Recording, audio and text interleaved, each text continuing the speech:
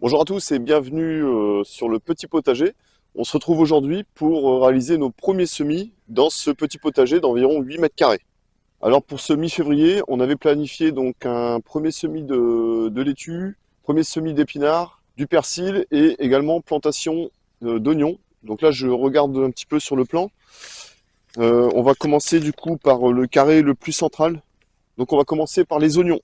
Bon évidemment je vais quand même passer un petit coup de râteau pour je dirais, affiner la terre pour préparer ce qu'on appelle le lit de semence. Donc l'idée, c'est d'affiner un petit peu les premiers centimètres du sol. Après, moi ici, j'y vais au râteau, mais bien sûr, vous prenez un outil adapté en fonction de votre terre. Donc là, j'ai préparé donc les bulbes d'oignons. Donc j'ai pris des oignons jaunes. On aurait pu mettre du blanc, du rouge, peu importe. L'idée, ça va être de consommer ces oignons au fur et à mesure des besoins. Il n'y a pas de notion de conservation. Pour les planter, tout simplement, on va venir, comment dirais-je, les espacer d'environ 10 cm en tous sens. Vous les enfoncez d'environ 2-3 cm.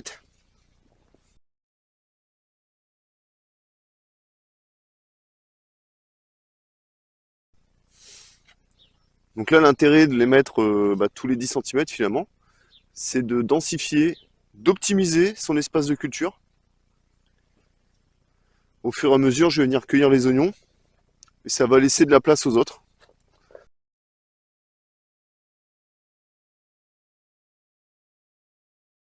N'hésitez pas à les enfoncer, 3 cm, parce que sinon les merles ou les gribes ils vont venir tirer sur les oignons.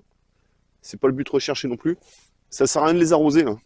Pas besoin d'arroser les oignons. Là, la terre elle est super humide. Ah, on va attaquer directement le deuxième carré. Donc là, on va semer ici des épinards. Alors pour les épinards, choisissez une variété de printemps, évidemment. Moi personnellement, je prends une variété, comment dirais-je, assez polyvalente. Alors par contre, c'est des semences qui sont non reproductibles. C'est la variété résiste à tout. L'avantage de ces épinards, c'est que vous pouvez les semer à 3 saisons, printemps, été et automne. Donc là, c'est ce que je vais mettre. Après, vous avez d'autres variétés aussi qui sont adaptées au printemps. Je pense notamment aux épinards Matador. Ils sont super bons à manger en feuilles à couper en salade. Alors pour les épinards, ce qu'on va faire, on va les semer donc tous les 5 cm. Ça sert à rien de les semer trop drus. Et puis on va respecter, on va dire entre les rangs, 15 cm. Ça facilitera l'entretien et les récoltes de ce légume. Donc là, je commence par faire mes 4 sillons. Donc environ 15 cm d'écart. Les graines d'épinards sont assez grosses. Ça me fait vraiment penser aux graines de radis au niveau de la taille. Donc c'est plutôt facile à semer. Donc là, c'est pour ça qu'il faut bien s'appliquer. Tous les 5 cm environ, hop, une petite graine.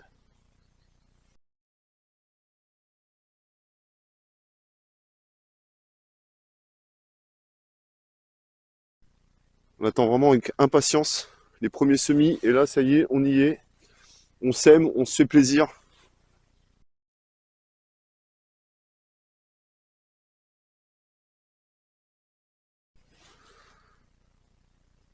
Hop, voilà, c'est un peu plus serré. Bon, c'est pas grave. Bon, il reste plus qu'à reboucher le lit de semences. Tout simplement, hop, vous venez remettre, recouvrir légèrement vos graines d'un petit peu de terre. Voilà. On tasse pour assurer vraiment un contact graine-terre pour la germination. Et voilà. Pour les salades, mon choix s'est porté sur la laitue feuille de chêne.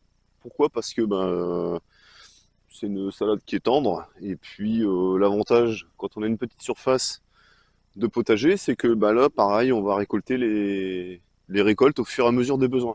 Donc ça permet vraiment d'optimiser la place plutôt que de mettre une salade, ce qu'on appelle les laitues à paumer. Sur le sachet, donc ils disent qu'on peut faire jusqu'à 3 récoltes, mais par expérience, je sais qu'on peut en faire beaucoup plus.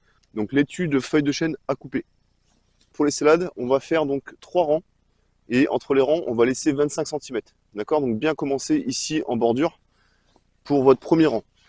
Premier sillon, hop, à peu près 25 cm. Hein. Voilà. Hop, ça sert à rien de faire des gros sillons hein, pour la salade. On va venir légèrement recouvrir la graine. Très légèrement. Voilà. Au niveau du semis, on va pouvoir semer dru. Un dru, c'est-à-dire serré.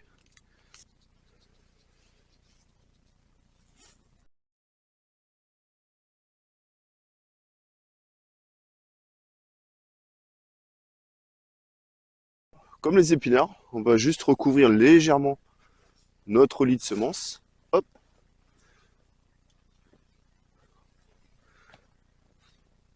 Vous pouvez le faire à la main. Là, j'utilise un outil, c'est parce que comme je manipule la caméra, c'est pour aussi protéger mon matériel, mais normalement, tout ça, je le fais à la main. C'est pour éviter de me laver les mains à chaque prise de vue. Voilà. Donc, une fois que les sillons, hop, sont rebouchés, pareil, on va venir assurer le contact graine-terre. Voilà, tout simplement.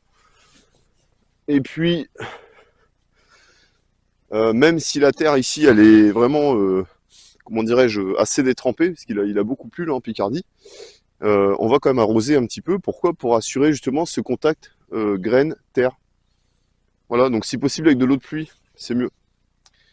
Alors le semis de persil, c'est ici que ça se passe, dans ce carré-là. Donc là, l'idée, ça va pas être de semer du persil dans ce carré de 60 cm. Hein. C'est pas l'idée. Le persil, on peut en semer très régulièrement. Donc là, l'idée, ça va être de faire peut-être une ou deux bandes de persil. Donc là, déjà, on va, pareil, affiner la terre un petit peu. Hop. Voilà. Hop, un petit coup de râteau. Il est où? Il est là-bas. Ouais, ça fait du bien de semer là. Hein. Ça réchauffe en plus, c'est cool. Regardez, hop, un petit coup de râteau pour affiner ma terre. Hop, alors moi j'ai beaucoup de matière organique, hein, donc ça c'est un peu... pour les petites graines, c'est pas forcément super pratique. Alors, mon persil, c'est du persil plat. Après, chacun ses goûts. Je sais pas si vous voyez à la caméra. Persil géant d'Italie. Non, d'Italie, ouais, c'est ça. Donc c'est des petites graines, hein. C'est des semis. Ça me fait vraiment penser aux graines de carottes. Là, l'idée, ça va être de les semer à la volée. Et comme c'est assez capricieux hein, comme semis, hein. Comme la carotte d'ailleurs. Regardez. Hop, c'est vraiment des petites graines. Donc là, ce que je vais faire, je vais semer à la volée. Hop, sur une petite zone. Voilà. Et puis là, par contre, je vais pas recouvrir de terre. Ce que je vais faire, c'est que je vais mettre du terreau, quelque chose d'assez fin, une petite couche de terreau pas très épaisse pour vraiment aider cette graine à germer. Donc là, du terreau, si possible, un petit peu affiné, voire tamisé. Je l'ai pas tamisé là, mais vous pouvez le tamiser si vous voulez. Hop, voilà, couche légère. On va venir tasser légèrement. Voilà. Et voilà. Il n'y aura plus qu'à arroser. Donc là, je vais arroser légèrement mes semis hein, pour assurer le contact graine-terre. Donc là, les épinards. Hop. Pareil ici pour les salades. Alors les oignons, ce sera pas nécessaire. Hein, je pense que je l'ai déjà dit. Voilà. Et là-bas, le persil.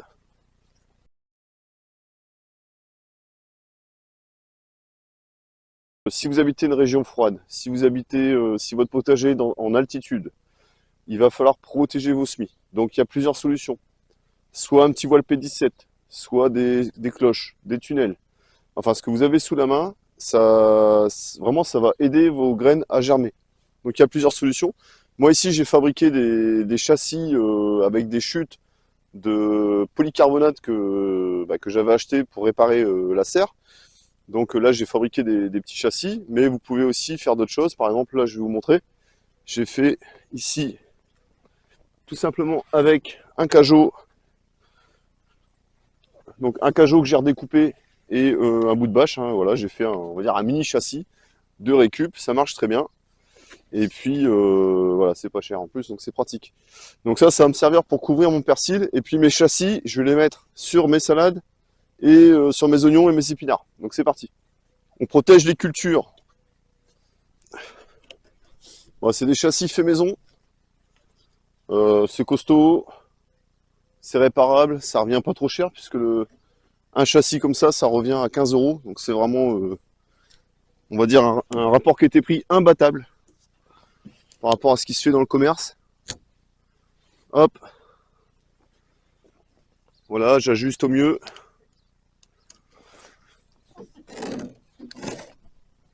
Et voilà. Hop. Nickel.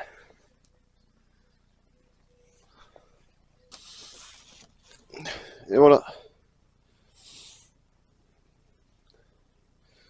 Bon, bah, il n'y a plus qu'à attendre maintenant que tout ça, ça germe. De temps en temps, vérifier que la terre reste bien humide, mais bon, à cette période de l'année, c'est pas vraiment un gros souci, hein. Le sol, il est vraiment détrempé. Les arrosages, c'est vraiment pas trop le souci, en tout cas au début enfin, plutôt à la fin de l'hiver. J'allais dire au début du printemps, mais on n'est pas encore au printemps. Donc voilà, donc là, nos semis du mois de février sont terminés, en tout cas pour le moment. Pensez bien sûr dans la planification aux semis du mois de mars. Je pense notamment aux fèves.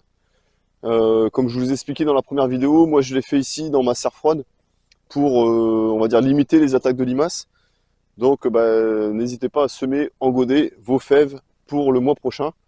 Ou alors, si vous n'avez pas de problème de limaces, eh ben, vous pouvez très bien les semer directement en pleine terre, ça pose pas de souci. Voilà, bah écoutez, j'espère que cette vidéo vous aura plu. Je vous dis à très bientôt, donc je pense d'ici peut-être une petite quinzaine de jours pour les prochains semis. Prochain semis, donc ça sera du radis, plantation de fèves, je crois, et puis on fera un deuxième semis de salade, histoire d'échelonner nos récoltes et de se régaler, on va dire, un maximum dans la saison. Je vous souhaite à tous un très bon jardinage et je vous dis à très bientôt sur la chaîne du potager naturel de Flo. Allez, salut, ciao!